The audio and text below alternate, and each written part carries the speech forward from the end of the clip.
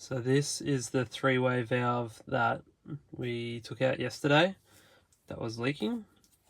So it had the 1/4-inch flare nut was leaking, and when we took it off to reflare, we realized that the flare was fine, but the thread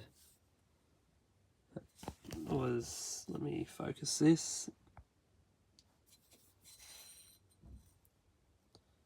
it's just absolutely, it doesn't have a thread anymore. Like, it's just over tightened from day one and was slowly leaking, and it eventually just lost its gas and the unit wasn't working.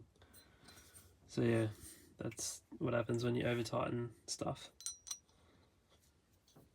Interesting.